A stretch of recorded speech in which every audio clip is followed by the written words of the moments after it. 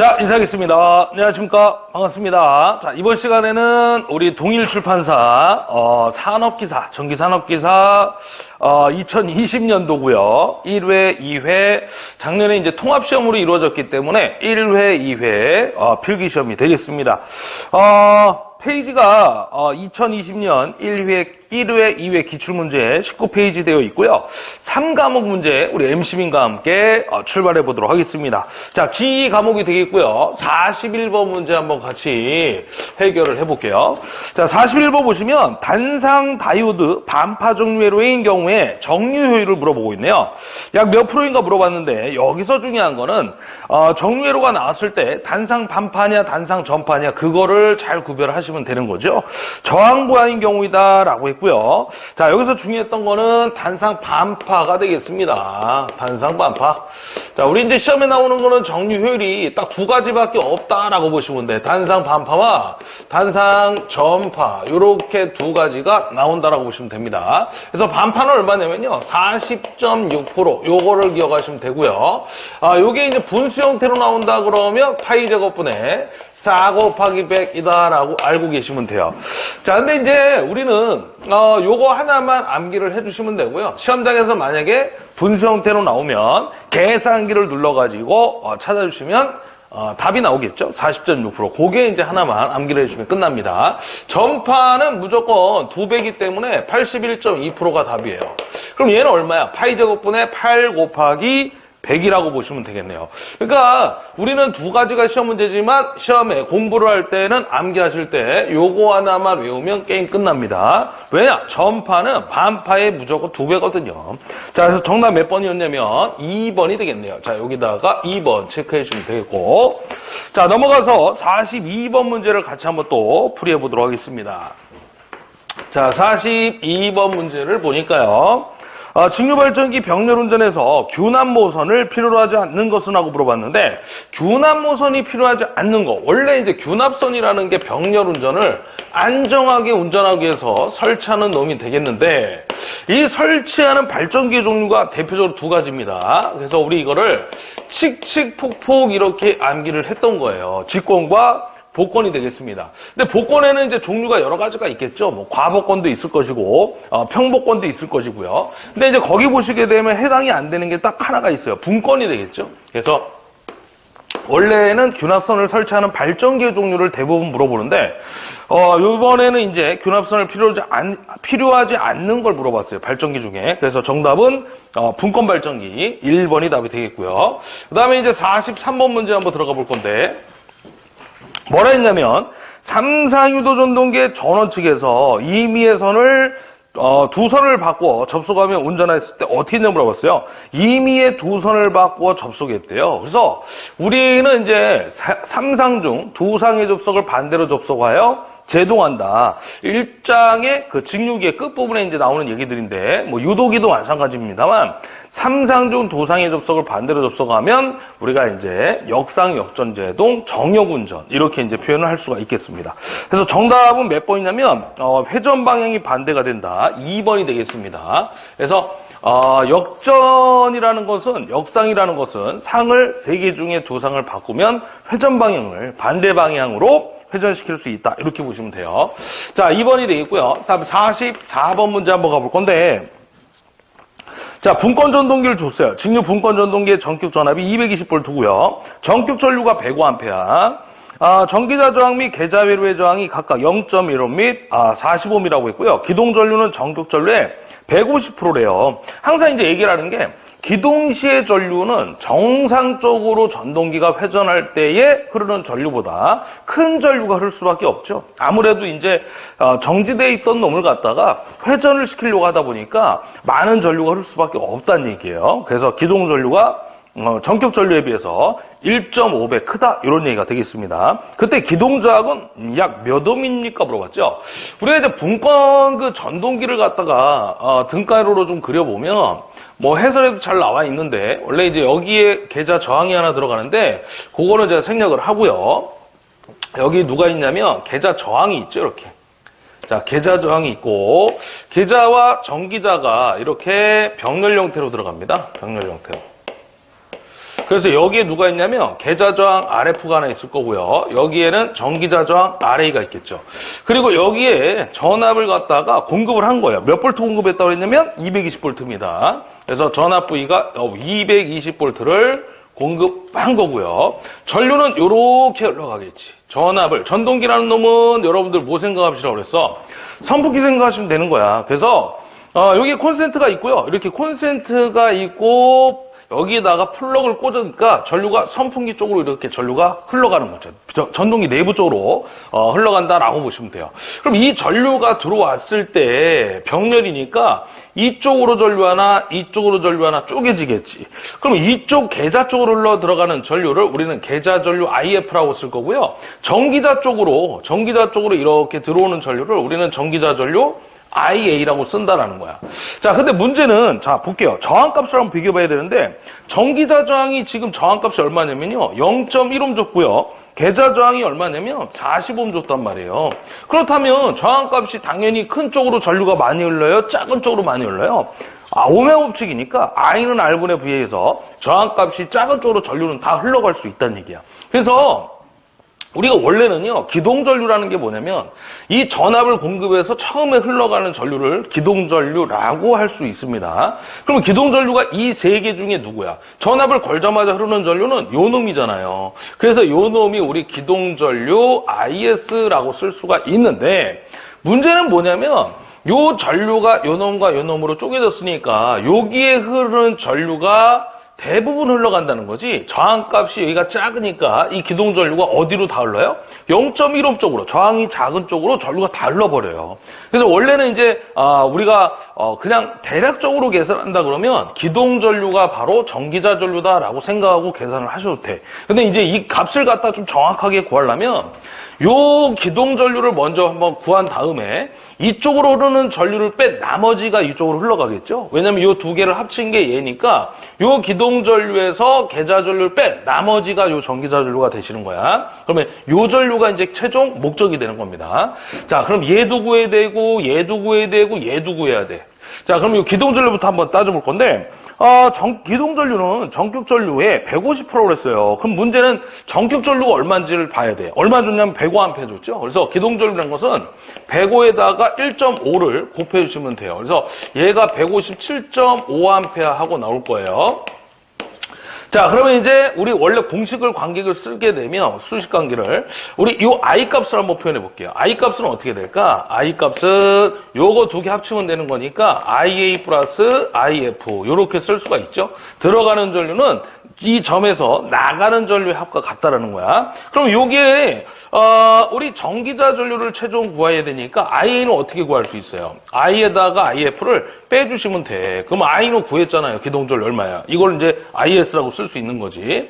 자, 그래서 157.5A가 되는 거죠. 그래서 기동할 때는 이만큼 전류가 흐르고요. 기동이 끝나고 운전 중에는 105A 흐른다라는 거죠. 그래서 기동전류가 정상시에 흐르는 전격전류보다 클 수밖에 없다는 얘기예요. 자, 그럼 여기다 이제 계좌전류를 빼야 되는데 계좌전류도 없잖아. 구해야 돼요. 그럼 어떻게 구할 거냐면 I는 뭐야? RF분의 V라고 쓰시면 되는 거지. 오메 법칙이잖아. I는 R분의 V니까. 자, 그래서 자, 두 번째 IF를 여기다 한번 표현해 볼게요. 제가 RF분의 V라고 쓰면 돼요. 자, RF는 얼마 줬냐면 40옴 줬고요. V는 얼마일까? 자, 병렬이니까 전압이 일정하죠. 그래서 여기가 220, 220, 220이 되시는 거야. 자, 그럼 요거를 빼면은 얼마 나올까요?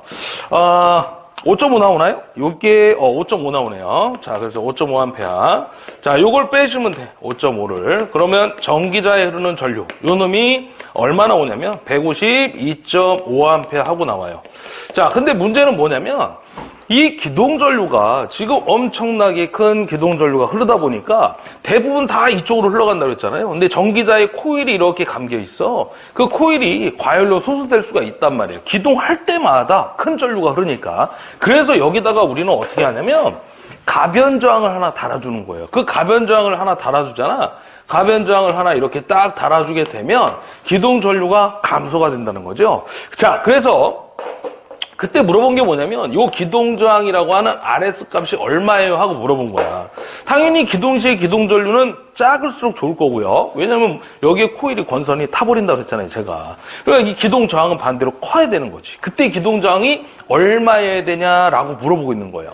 자, 그러면 다시 한번 표현해 볼게요. 우리 IA라는 놈은 어떻게 쓸 수 있냐면 R분의 V야. 근데 이 저항과 RS의 기동저항과 원래 전기자 저항은 무슨 연결이 되고 있어? 직렬 연결이 되고 있어. 그래서 이 두 개를 더해 주시면 되는 거야. RA 플러스 RS분의 V라고 하시면 돼.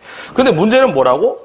얘가 전격 전류의 1.5배인데 그 전기자 전류를 구한 게 여기 있잖아요. 그래서 여기에 152.5A다라는 거죠. 그럼 이제 요거를 갖다 구할 수 있겠지. 전기자 저항 0.1 줬고 전압을 220 줬으니까 그대로만 구하시면 돼. 자, 그래서 RS 값은 좀 복잡하죠, 사실. 자, 요거 이항하면 152.5분의 V, 전압이 얼마냐면 220이죠? 여기에다가 얼마 빼면 되는 거야? 요게 원래 자리 전체를 바꿨는데 얘가 밑으로 올 거고 얘는 원래대로 위에 있고요. 요 플러스 RS니까 넘어가면 뭐야? 마이너스 RS가 되는 거지. 그래서 마이너스 RS가 RA죠, RA. 0.1이 되는 겁니다. 그래서 요거 누르시면 돼. 요게 이제 마이너스 RA 값이죠, RA 값. RA 값. 0.1이 되는 겁니다. 자, 요거 이항하면 이렇게 나온다는 거예요. 자, 요거 전체 자리 바꾸고, 자, V는 그대로 분자에 있을 거고요. 플러스 RS니까 넘어가면 마이너스 RA. 자, 플러스 RA니까 넘어가면 마이너스 RA 해서 계산하시면 돼요. 자, 그래서 요거 누르는 게 얼마나 오냐면요. 제가 눌러보니까, 요게 1. 대략 3오hm 정도 나옵니다. 1.35. 자, 그래서 요거 답이 몇 번에 있냐면 4번에 있네, 4번. 요렇게 구하시면 되시는 거야. 그래서 기동시, 기동 조건이 4가지가 있는데 그것도 알아두셔야 돼. 기동시 기동전류는 대부분 다 이쪽으로 흘러요. 그래서 이 코일을 갖다 보호하기 위해서 전류를 작게 해줘야 돼. 기동시 기동전류. 그럼 기동저항은 어떻게 해야 돼요? 크게 해야지. 최대로 하는 거야. 최대. 그래서 여기다 좀 적어드리면 기동시에 모든 전동기는 다 마찬가지입니다. 기동전류는 작을수록 좋은 거고요. 기동시의 기동저항은 어떻게 돼야 돼? 기동저항은 클수록 좋아요. 최대로 해야죠, 최대. 그래서 기동이 끝나면 이제 얘를 작게 해주는 겁니다. 기동할 때만 최대. 자, 그런 얘기였어요. 조금 어려웠는데 한번 보시면 그림을 보시고 이해를 하시면 좋을 것 같습니다. 자, 45번 한번 가볼게요. 45번도 보시면 전기자 저항과 계자 저항을 각각 줬어요. 0.85. 이걸 문자로 쓰면 이렇게 되는 거죠. 전기자 저항이 0.8ohm이고 계자 저항이 0.8ohm인데 직권전동기라고 했으니까 직권계자 저항이라고 쓸 수 있겠습니다. 자, 두 놈 다 0.8ohm. 직권전동기 회전수가 200rpm 줬고요. 자, 회전수를 적어드릴게요. 200rpm 줬고요. 그 다음에 전기자 전류가 30A래. 전기자 전류가 30A 줬고요. 역기 전력을 줬네요. 역기 전력이 얼마 줬냐면 300V 주고 있습니다. 300V. 자, 이 상태에서 이 전동기의 단자 전압을 얼마로 바꿨냐면 500V로 했대요. 500V로 사용한대. 전기자 전류는 위와 같은 30A 쓴대요. 똑같이 30A 쓴대. 그때의 속도를 물어봤네. 회전수가 얼마 되냐 물어본 거죠. 회전수가 얼마입니까? N-를 물어본 겁니다. 그러니까 이런 거죠. 직권전동기가 있는데 저항값하고 전류는 똑같다는 얘기고요. 역기 전력이 300V로 나왔는데 여기는 단자 전압을 안 줬어. 대신에 여기 이제 단자 전압을 500V로 했을 때의 역기 전력을 구해서 비례식을 써서 푸시는 거예요. 왜냐하면 기전력하고 회전수는 비례 관계가 성립되니까. 자, 기본식은 이겁니다. E는 우리 K 파이 N이 있잖아요. 그럼 K는 상수니까 버리면 자, 우리 기전력하고 회전수 한번 봐봐. 얘는 비례 관계야.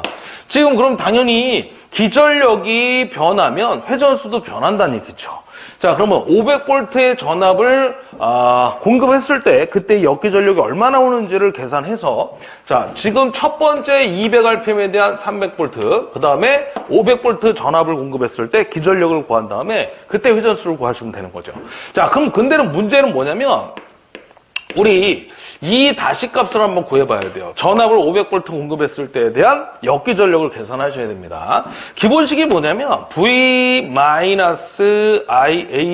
RA 플러스 자, RS가 되시겠네. 직권전동기의 역기 전력 공식입니다. 자, 그러면 이제 V 값은 500V 넣어주시고요. 전기자 전류는 똑같이 30. 저항 두기가 0.8, 0.8이니까 얼마야? 1.6을 곱하시면 돼. 자, 그래서 곱하기 먼저 하시고 하시고 빼기를 나중에 하시면 여기 얼마 나오냐면요. 제가 계산기 눌렀더니 452V 나오네요. 452V. 자, 그럼 이제 다 끝난 거예요. 다 완성이 된 거야. 자, 200rpm 회전할 때 연기 전력이 300V였다면 450V일 때 회전수가 얼마입니까? 이걸 물어본 거잖아요. 그래서 비례식 써서 해결하시면 됩니다. 자, 그럼 써볼게요. 2가 300일 때 회전수가 200rpm. 그러면 자, 452V일 때 회전수가 얼마예요? 하고 물어본 거니까. 자, 요걸 구하는 거예요. 자, 대각 곱하기 하시면 돼. 그래서 n-는 300분의 200에다가 얼마 곱하면 되는 거예요? 452를 곱해주시면 돼. 요거 누르면 답 나옵니다. 자, 그래서 눌렀더니 이거 얼마 나오냐면, 누르니까요, 301rpm 나오네. 301rpm. 자, 그래서 이렇게 구해서 정답은 몇 번? 2번이 되겠습니다. 정답 2번. 자, 그 다음에 이제 46번을 여기 밑에다가 해결을 해드릴게요. 46번 문제는요, 수은 정류기에 있어서 정류기의 밸브작용이 상실되는 현상을 무엇이라고 하냐 물어봤죠? 정류기의 밸브작용이 상실되는 현상을 우리가 역호라고 하는데, 어떤 원인으로요, 양극의 음극점이 생겨 그곳에서 전자방출이 이루어지면 다량의 전류가 거꾸로 양극에 흘러 들어가면서 밸브 작용이 상실되는 현상을 얘기하는 건데요. 자, 우리 이런 것들은 그렇게 잘 나오는 문제는 아니야. 그래서 밸브 작용이 상실된다, 역호다라고 알아두시면 됩니다. 전자가 방출하는 걸 우리가 이제 역호라고 생각을 하시면 돼요. 그래서 밸브 작용이 상실된다. 이렇게 알아두시면 되겠습니다. 자, 그 다음에 47번 문제 하나 들어갈 거고요. 47번 문제는 삼상 유도 전동기의 전원 주파수의 전압의 B가 일정하고 전격 속도 이하로 속도를 제하는 경우에 전동기의 출력 P와 주파수의 관계를 물어봤는데, 우리 전동기의 출력 P하고요, 주파수는 자, 어떤 관계가 성립하는지를 한번 찾아봐야 돼요. 그러면 이제 공식을 하나 봐야 되는데, 우리 기계적 출력, 전동기의 출력 공식 중에 이런 공식이 있어요. 토크 T에다가 1-S에 P분의 자, 4파이 F.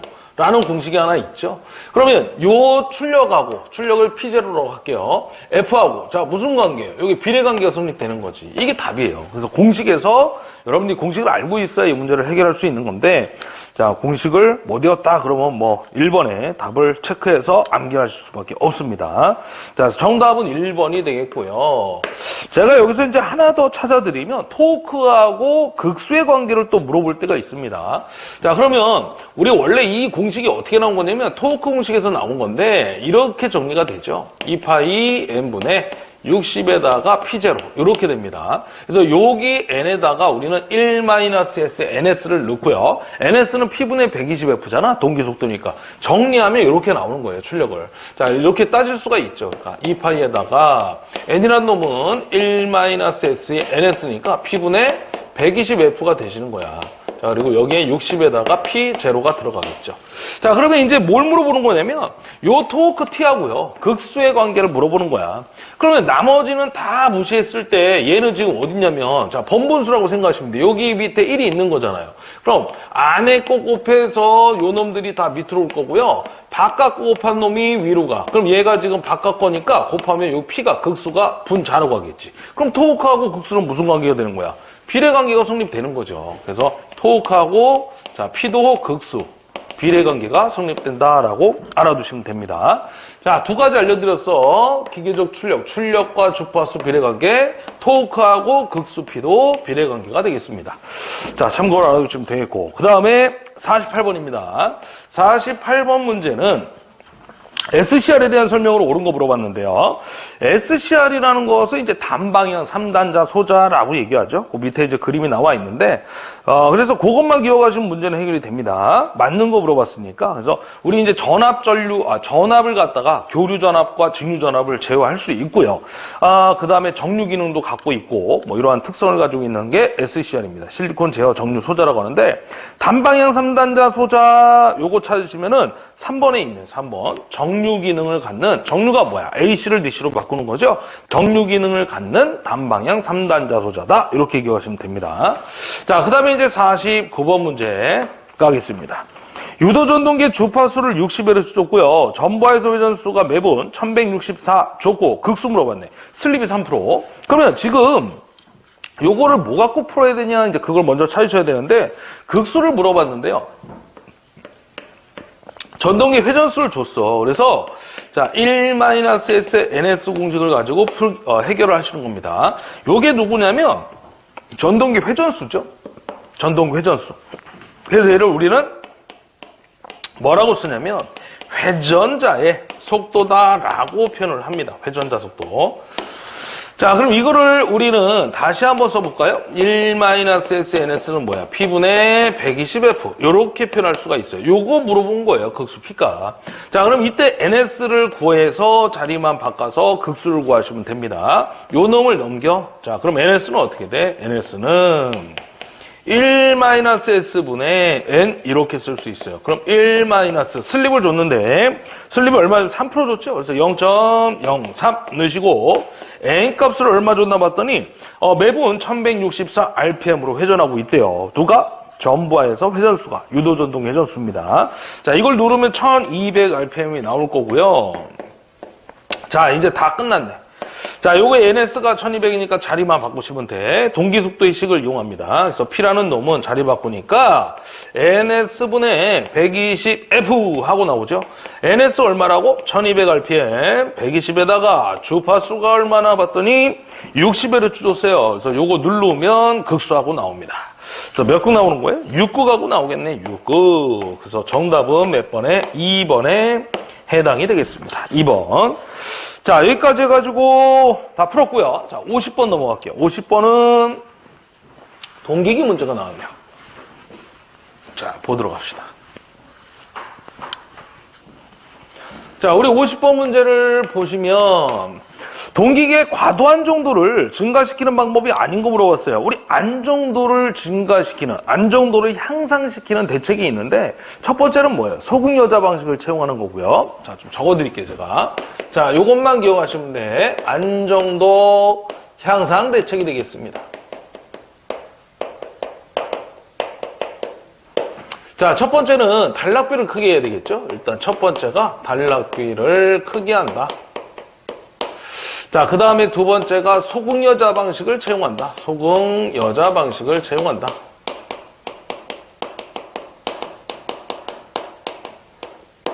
자, 그 다음에 순서를 좀 바꾸겠습니다. 자, 우리 순서를 좀 바꿀게요. 첫 번째를 갖다가 제가 소극여자 방식이라고 할게요. 소극여자 방식을 채용합니다.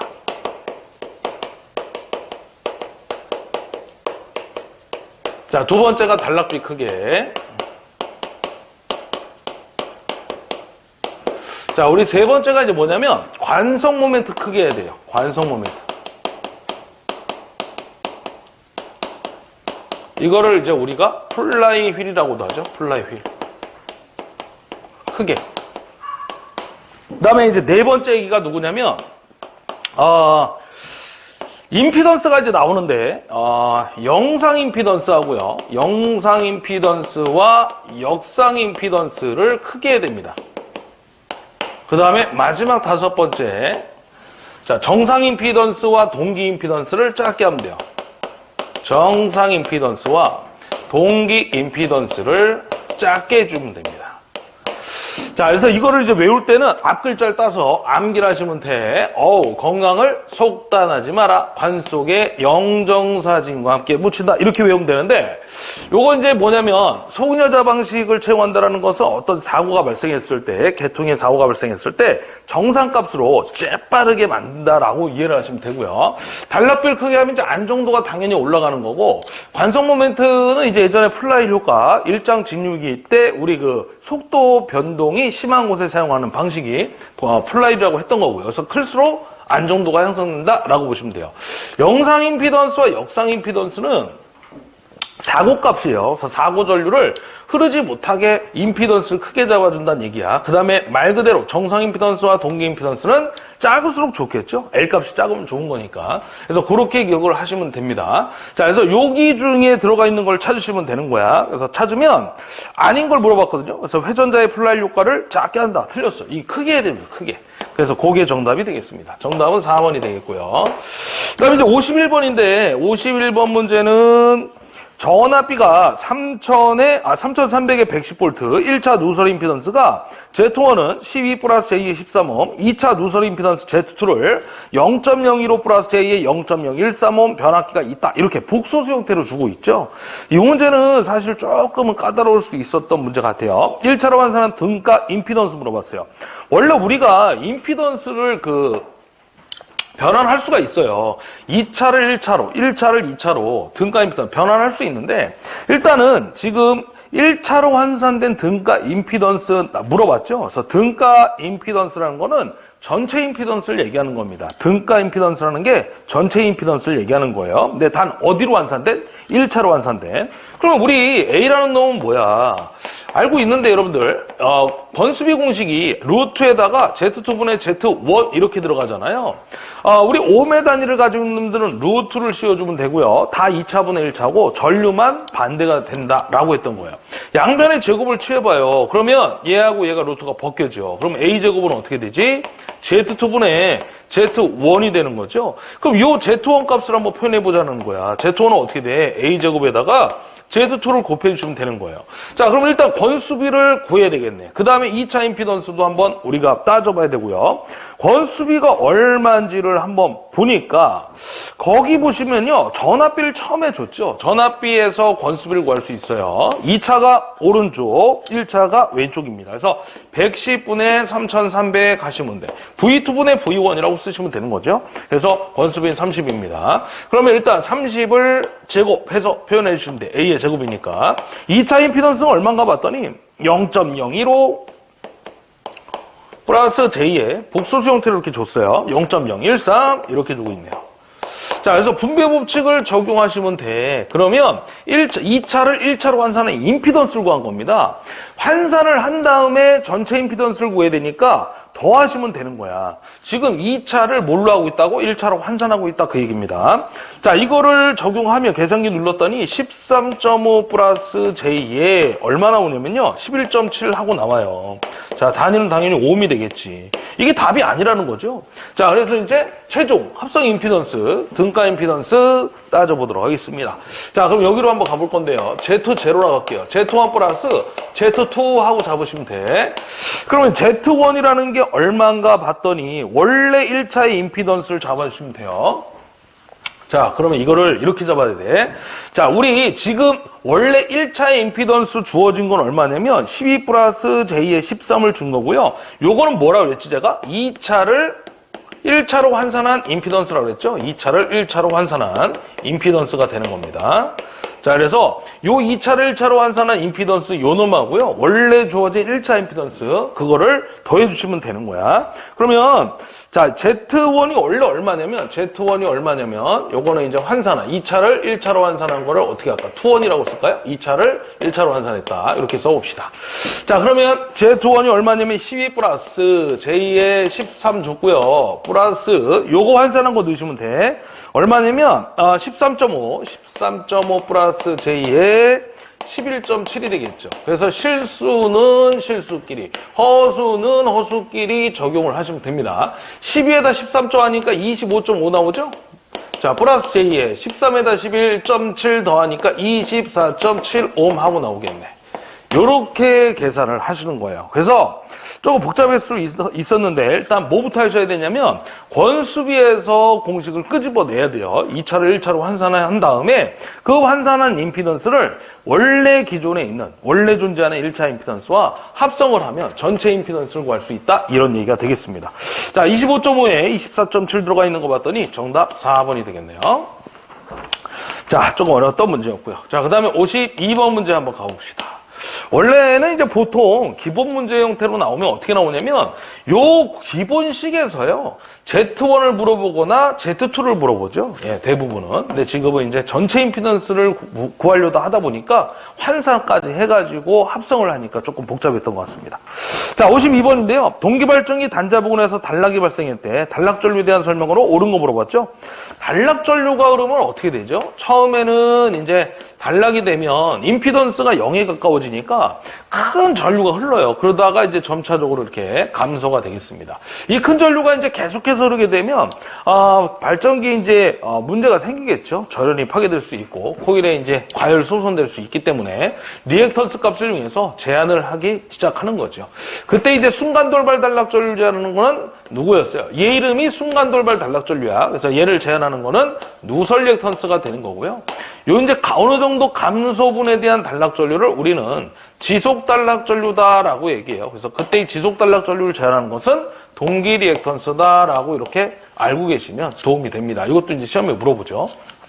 그래서 단락 전류에 대한 설명을 옳은 거 물어봤는데 단락 전류가 지금 그림을 보시면 어떻게 됐어? 처음엔 큰 전류가 흐르다가 점차적으로 이렇게 감소가 되고 있죠. 그래서 그게 그대로 시험에 나오는 거죠. 이 문제가 그래도 심심치 않게 잘 나오는 편입니다. 기출문제. 처음은 큰 전류이나 점차로 감소한다. 정답 4번이 되겠습니다. 자, 그 다음에 이제 넘어가서 53번이고요. 자, 53번 문제를 보니까 어떤 공정이 뒤진 역률 0.8부하가 있고요. 이 선로에 동기조산기를 줬네. 동기조산기를 줬어요. 거기다 밑줄 하나 그시고 병렬로 결선해서 선로의 역률을 0.95로 개선했대요. 역률 일단 이렇게 한번 해볼까? 역률 코사인 세타를 갖다가 우리 이렇게 표현할 수 있어요. 피상전력에 대한 유효전력의 비다 이렇게 얘기할 수가 있습니다. 지금 역률을 갖다가 전력용 콘덴서를 달아서 개선을 시킨 거야. 그죠? 그럼 얘하고 얘는 무슨 관계지? 반비례잖아. 그래서 얘가 감소가 되는 거죠. 자, 유효분은 제가 일정하다라고 한번 가정을 해볼 거고요. 자, 그 다음에 뭐라 했냐면 개선 후 전력 변화에 대한 설명으로 틀린 거 물어봤어요. 자, 그러면 역률이 개선됐어. 전력용 콘덴서를 이용해가지고 역률 개선했어요. 그럼 피상분이 감소하겠죠? 근데 이 피상전력이라는 것은 어떻게도 표현하냐면 이렇게 표현할 수 있어요. 로트에다가 유효전력의 제곱 플러스 무효전력의 제곱이다. 이렇게 쓸 수가 있겠습니다. 그러면 역률 개선되면 얘가 감소한다며 피상분이 감소하니까 당연히 뭐가 감소하지? 무효분도 감소할 수 있다는 거예요. 자, 유효전력은 이때 일정합니다. 자, 그래서 정답은 몇 번이냐면 피상전력과 유효전력은 감소한다 있죠? 그게 정답이 되겠네. 유효전력은 감소할 수가 없어요. 여러분들이 한번 상식적으로 생각하셔도 돼. 지금 그 해설해보면 그림도 나와 있는데요. 이런 얘기잖아. 우리 직각좌표기를 그리면 L이란 놈은 여기가 이제 그 실수, X축 실수, 그 다음에 여기가 허수축, Y축이 되는 건데요. 우리가 이제 L이란 놈은 여기가 이제 플러스 J고 여기가 마이너스 J라고 쓰죠. 그래서 L이 여기에 위치하고 C가 여기에 위치한단 말이야. 얘는 플러스 J 오메가 L이고 얘는 마이너스 J 오메가 C분의 1 이렇게 이제 표현을 하니까요. 자, 그래서 우리 무효분이 이만큼 있을 때 이게 다 손실이잖아, 이만큼이. 그래서 이 손실을 갖다가 줄이려고 어떻게 해야 돼요? 이만큼에 반대되는 미상의 C값을 콘덴서를 달아주는 거죠. 그러면 이 피상분은 감소가 될 수 있고요. 유효전력은 우리가 실제 쓰는 양이니까 감소될 수가 없어. 변할 수가 없다는 거죠. 무효전력이 감소가 되겠죠. 무효전력이. 그러니까 무효전력이 감소하니까 우리 전체 직각삼각형을 그리면 전체 값도 전체 피상분에 대한 값도 감소가 될 수 있다는 얘기죠. 이 무효분이 감소가 되니까. 그렇죠? 그런 얘기입니다. 유효분은 그대로 이제 남는 거고요. 이게 이제 밑변이 유효분, 높이가 무효분 이렇게 되는 거죠.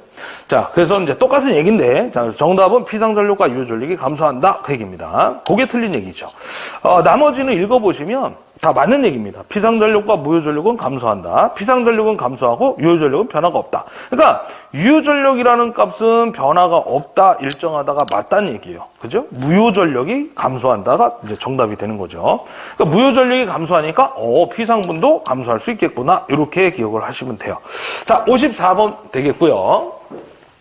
자, 54번 문제는 자, 보시게 되면 기동시 정류자에 불꽃으로 라디오의 장애를 주며 단락장치의 고장이 일어나기 쉬운 전동기 물어봤네요. 기동시가 우리 단상유도 전동기는 기동시에 별도의 장치가 들어가야 된다 이런 얘기인데 우리가 실제로 그 브러쉬를 단락시켜서 기동을 하는 게 있는데 그게 누구냐면요. 반발기동형이에요. 그래서 반발기동형은 이제 시험에 주로 나오는 게 브러쉬를 단락해서 기동한다. 근데 이제 문제는 그 단락해서 기동을 할 적에 불꽃이 발생하는 거죠. 아크가. 그래서 잡음이나 라디오에 이제 장애를 줄 수 있다라는 겁니다. 그래서 정답 몇 번이냐면 3번이 되시는 거야. 반발기동형이 되겠습니다. 자, 그 다음에 이제 55번인데요. 자, 55번 문제는, 8극의 유도기 전력 100V, 전기자 전류가 200A, 직류발전기에 전기자 권선을 중권에서 파권으로 변경했대요. 그때 유도기 전력과 전기자 전류를 물어봤는데, 사실은 둘 중에 하나만 여러분들이 정확하게 계산한다 그러면 답은 찾을 수 있습니다. 자, 일단은 뭘 물어본 거예요? 중권하고 파권 얘기죠. 우리 중권은 병렬권이고요. 전류가 쪼개지는. 그 다음에 이제 파권은 뭐예요? 직렬권이 되는 거죠. 직렬권. 자, 그러면 이 기전력 시계에서 보면 우리 이제 발전기의 기전력 식이 중권에서 하나를 구해보면 E라는 놈은요. A분의 P 제파이 자 60분의 N인데 중권은 뭐야? 이걸 기억하셔야 돼. A하고 P가 같죠. 그 다음에 파권은 쪼꼬파 E를 기억하시면 돼요. 그럼 얘가 이제 지금 몇 극이냐면 8극이니까 8분의 8이에요. 같으니까. 그럼 약분이 되는 거죠. 근데 이 계산값이 얼마냐면 100V라고 준 거예요. 100V. 근데 이제 파권으로 했을 때는 몇 볼트가 나오냐 그걸 물어본 거죠. 그러면 파권일 때도 기본식은 똑같잖아. A분의 P자파이 60분의 N에서 자 한번 구해봅시다. 자 파권은 쪼꼬파이 2니까 2분의 8이 되는 거죠. 그럼 나머지 조건은 동일하다라고 보시면 돼. 그럼 2분의 8이라는 건 뭐야? 4가 남잖아. 그러면 나머지 값이 100V라고 치면 4배만큼 증가하는 거죠. 전압이. 그래서 얘는 400V가 답이 되시는 거예요. 400V. 2분의 8이니까 4가 남잖아. 그래서 나머지에 대한 기전력이 100V라고 했을 때 얘는 4배 커지니까 400V다 그 얘기예요. 그래서 실제 우리가 뭐라고 얘기하냐면 파권의 용도가 뭐예요? 하고 물어보잖아요. 그러면 얘는 뭐야? 고전압의 소전류가 되는 거죠. 전압은 커지고요. 전류는 작아진다 이 말이야. 그럼 얘는 뭐야? 저전압의 대전류지. 상대적으로 전압은 작고 전류는 커지는 거죠. 왜? 쪼개진 전류를 합치니까 커진다 이 말이야. 병렬권. 근데 파권은 직렬권이다 보니까 전압 분배가 일어나잖아요. 그러니까 다 합치면 전압이 커질 수밖에 없어. 그래서 이런 관계가 나오는 거구나. 이런 결론이 나오는 거구나. 이해를 하시면 됩니다. 그럼 400V 나와 있는 거 찾으니까 몇 번이야? 3번밖에 없다는 얘기지. 나머지는 답이 될 수가 없잖아요. 그러니까 둘 중에 하나만 정확히 구하시면 끝난다는 얘기지. 그 다음에 또 하나 해볼게요. 전기자 전류도 한번 구해볼 건데 극수가 8극짜리란 말이에요. 그러면 이렇게 그릴 수가 있어. 얘는 코일이 병렬로 8개가 이렇게 감겨져 있는 거예요. 극수가.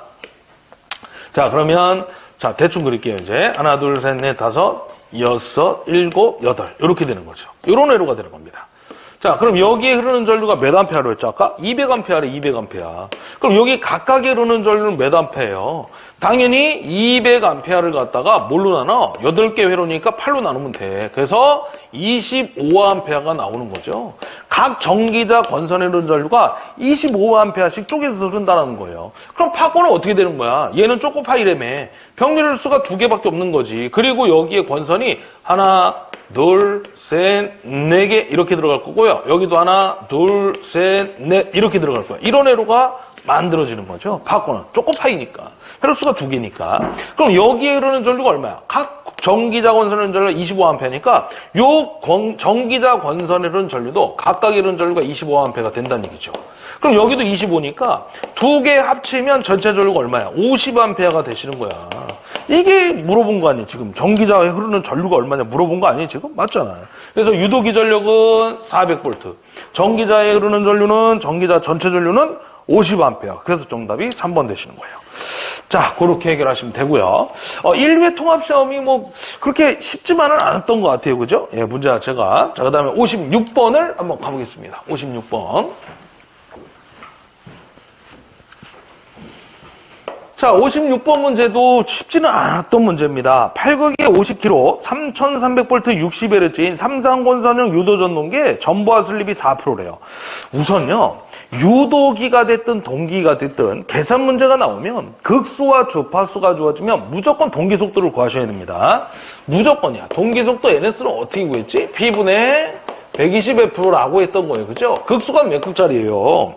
8극짜리 줬고요. 120에다가 주파수가 얼마인가 봤더니 60Hz래. 그래서 얼마 나와? 900rpm 하고 나오는 거예요. 일단 이거를 구해놓고 나머지 이제 문제를 찾아가는 거예요.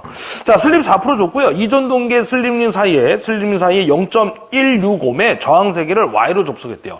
이 저항은 가변 저항인데요. 우리가 아까 문제 하나 풀다가 기동 전류를 작게 여기서 기동 저항, 가변 저항 하나 달았잖아요. 똑같은 거야. 유도 전동기도 기동시의 기동 전류가 크기 때문에 그 기동 전류가 크면 코일이 타버린다는 거예요. 가열로 소선된다는 거야. 그래서 거기에다가 저항을 달아가지고요. 외부에 저항을 달아가지고 그 저항값이 커지면 전류를 감소시킬 수 있다라는 겁니다. 기동 전류를 줄일 수 있다는 얘기야. 그 저항을 0.165이라는 저항 3개를 Y로 접속했다 이런 얘기예요. 그래서 우리 권선형은요. 삼상유도 전동기의 종류가 크게 두 가지인데 농형과 권선형인데 권선형은 회전자의 코일이 감겨 있고 농형은 안 감겨 있는 게 가장 큰 차이점이라고 보시면 돼요. 그래서 여러분이 2차 저항이다 이런 말 나오면 무조건 권선형이야. 코일 내부 저항을 얘기하는 거거든요. 자, 전보와 토크를 발생할 때 회전수 물어봤죠? 2차 각상의 저항은 0.045mm래요. 그래서 그 2차 각상의 저항 0.045하고 아까 Y결선 저항 3개 0.15 달았다고 그랬잖아요. 그 두 개가 직렬 형태로 들어갑니다. 직렬 형태. 자, 그러면 우리 공식을 또 뭘 아셔야 되냐면 슬립과 이 2차 저항은 비례관계다라는 것을 알고 계셔야 돼. 비례식을 또 써가지고 푸는 거예요. 결국에는 몇 대 몇은 몇 대 몇 대각 곱하기 크로스 이런 문제들이 우리 기계에서 엄청나게 많이 출제가 되죠. 자, 그래서 비례식 어떻게 쓸 거냐면 S 대 R2는 S 다시 대 R2 플러스 R 이렇게 쓸 거예요. 요 저항이 누구냐면 그 외부에 설치한 저항이다라고 보시면 됩니다. 그래서 이제 지금 물어본 거는 슬립을 구해야 되는 거예요, 슬립을. 자, 슬립을. 처음에 얼마 준 거야, 슬립을. 지금 처음에 4% 줬으니까 0.04일 때 2차 저항이 얼마예요? 2차 저항이 0.045 줬죠? 가로 안에 2차 각상의 저항. 자, 0.04 넣으시면 돼. 자, 그리고 나서 S-를 구하는 건데요. 우리가 그 기동전류를 줄이기 위해서 외부 저항을 설치했잖아. 그때 슬립이 변한단 말이에요. 왜? 슬립과 2차 합성 저항은 비례관계니까. 자, 그러면 0.04 똑같이 집어 넣으시면 되고요. 자, 플러스 R이 얼마냐면 0.165 줬죠, 아까? 예, 그래서 요거를 더해주시면 돼. 그럼 요 더한 값이 얼마냐면 0.2인가요? 예, 0.25이 되겠죠. 0.25. 그죠? 직렬이니까. 자, 그럼 요거 한번 S- 값 구해봅시다. 요렇게 하면 돼. 그럼 S-는 뭐야? 0.04분에 0.04에다가 얼마요? 0.2를 곱하시면 되죠. 이거 누르면 얼마 나오는 거예요? 이거 누르면 0.2하고 나오겠지. 이거 약분되니까. 자, 그럼 이제 N- 값을 구하러 갑니다. 슬립이 0.2로 바뀌었잖아, 지금. 4%에서 0.04에서 0.2. 그때의 회전자의 속도가 얼마냐 물어본 거예요. 자, 그럼 1-S-에다가, S-에다가 NS 곱하시면 되겠지. 자, 그럼 1 빼기 0.2에다가 NS는 위에서 구해놨죠? 900. 요거 넣으시면 돼. 자, 그래서 요거 누르면 얼마 나오냐면 720rpm 나오네. 720rpm. 자, 그래서 정답이 몇 번이냐면 2번 되겠습니다. 2번. 자, 그 다음에 이제 57번 가겠습니다. 57번. 자, 57번 문제는 지금 보니까요. 임피던스 강화를 5% 줬어요. 변압기 운전 중 단락될 때 단락 전류는 전축 전류의 몇 배냐 물어봤어. 자, 우리 단락 전류 공식이 변압기에서 이렇게 씁니다. 퍼센트 제분의 100에다가 IN이라고 쓰는 거야. 우리 실기가도 엄청나게 중요하죠. 그럼 얘를 갖다가 4% 주면 단락 전류는 전축 전류의 몇 배야? 4분의 100이니까 25배가 되겠고요. 요 놈을 갖다가 만약에 5% 줬어. 5분의 100이니까 얼마야? 20배 하고 나오는 거예요. 그럼 지금은 몇 프로라고? 5% 줬잖아. 그래서 20배가 답이 되는 거죠. 정답 1번입니다. 자, 58번이고요. 58번은 변압기 임피던스 와트와 임피던스 전압을 구하는 시험인데 우리 단락 시험이 답이에요. 우리 원래 이제 변압기의 등가위로 작성 시 필요한 시험이 3가지가 나오죠. 자, 누가 나오냐면 권선의 저항 측정 시험이 하나 나오고요. 저항 측정 시험. 그 다음에 누가 나오냐면 무부하 시험. 변압기 2차가 부하가 걸려있지 않는 상태. 이걸 우리 뭐라고 그래? 개방 시험이라고 부르죠. 그 다음에 세 번째 뭐야? 2차를 단락한 상태 시험, 단락 시험이 되겠습니다. 자, 그래서 여기서 구할 수 있는 거는 누구냐 그러면 철선하고 여자가 되는 거고요. 철선과 여자. 그 그 다음에 단락시험이 뭐야? 2차를 단락하고 1차에 전류를 흘리니까 당연히 I제곱 R만큼의 동선이 나타날 수 있겠고요. 임피던스 전압이라든지 와트라든지 임피던스 동선을 이런 것들 값을 갖다 구할 수가 있다는 거죠. 그래서 우리 시험 문제 이게 잘 나오는데 무부하 시험에서 구할 수 있는 게 누구냐? 그럼 철성과 여자고요. 무부하 시험 개방 시험에서 구할 수 없는 건 동선 임피던스. 단락 시험에서 구할 수 있는 거, 단락 시험에서 구할 수 없는 거. 이런 것도 잘 나옵니다. 그럼 지금은 임피던스 나오고 무슨 시험이냐고 그랬으니까 단락 시험이 답이 되시는 거야. 그래서 정답이 2번 된다는 거죠. 그다음에 59번 문제고요. 변압기에서 1차 측의 여자 어드미턴스를 Y0 줬어요.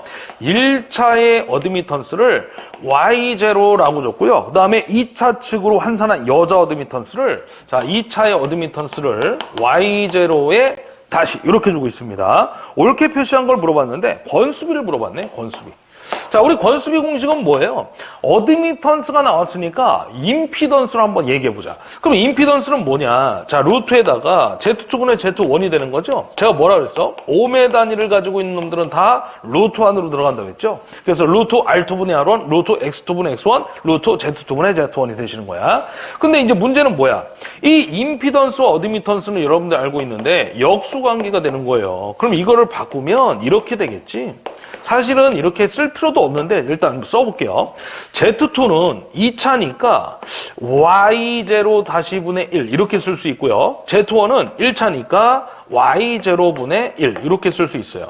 자, 바꾼 거죠, 자리를. Y는 Z분의 1이니까. 대신에 Y는 Z분의 1이면 Z는 뭐라고 쓸 수 있어? Y분의 1이라고 쓸 수 있는 거야. Z는 Y분의 1, Z는 Y분의 1. 자, 그럼 이거를 번분수 하면 결과가 나오죠. 요렇게 하면 안에 거 곱한 게 밑으로 오고요. 바깥 거 곱한 게 위로. 그래서 요게 답이 되시는 거야. 자, 그래서 Y0분의 Y0분의 Y0 다시인데 루트를 끄집어내야 돼요. 또 양변에 제곱치해야 돼. 자, 그러면 어떻게 되느냐? A의 제곱은 Y0분의 Y0 다시 되겠죠. 요거 물어봤나? 예, 그래서 Y0 다시는 뭐야? A제곱에다가 Y0를 곱한 값. 요게 답이 되겠습니다. 요게 몇 번에 있냐면요. 여러분들 1번에 있나? 1번. 요렇게 찾으시면 돼요. 1번이 답인데요. 여러분들 솔직히 제가 알려드릴게. 제가 이거 시험 문제를 그때 당시 아마 제가 봤는데 요것도 기억을 하셔야 돼요. 요것도 같이 보시는 게 좋습니다. 물론 요거 알면 요거 나오는 건데 제가 기억하기엔 이게 답이었어. 그때 당시에 시험 문제가. 그래서 요걸로 기억을 해주시면 될 것 같아요. 자, 우리 교재는 지금 여기까지 풀었는데 요게 답이었습니다. 요게. 자, 그 다음에 60번 문제 가겠습니다. 마지막 문제. 자, 60번은 삼상 동기기에 제동건선을 사용하는 주목 좀 물어봤는데 우리 제동건선의 설치 목적이 4가지가 있죠. 제동건선의 설치 목적. 첫 번째 누구냐면 난조 방지를 알아두셔야 돼. 그래서 원래 이제 주파수가 병렬 운전 조건에서 같지 않으면 난조가 발생하고 그때 방지법으로 제동건선 설치한다라는 얘기 했고요. 두 번째는 전압전류의 파형을 개선시킬 수가 있어요. 전압전류의 파형을 개선시킬 수가 있겠고, 세 번째는 좀 순서가 바뀌었는데 기동 토크를 발생시킬 수가 있습니다. 요거는 이제 전동기 쪽에서 사실 얘기고요. 근데 같이 보시는 게 좋습니다. 네 번째는 이상 전압 방지 역할도 있어요. 이상 전압 방지. 불평형이 됐을 때 얘기입니다. 불평형이 됐을 때. 자, 그래서 제동건선의 설치 효과 이 4가지도 나오는 편이니까 기억을 하고 계셔야 돼요. 그래서 지금은 뭐 쉽게 난조 방지 이게 가장 중요하죠. 제동건선 설치 목적 중에 정답이 4번 되겠습니다. 자, 이제 보면 1, 2회 통합시험이 그렇게 쉽지는 않았던 것 같아요. 그죠? 네, 답이 보이는 것도 있고 조금 계산 문제 쪽에서 조금 복잡한 문제들이 좀 몇 개 있었던 것 같습니다. 아무튼 잘 준비하시고요. 저는 잠시 뒤에 우리 몇 회? 3회로 가겠습니다. 3회 때 또 뵙도록 하겠습니다. 수고하셨습니다.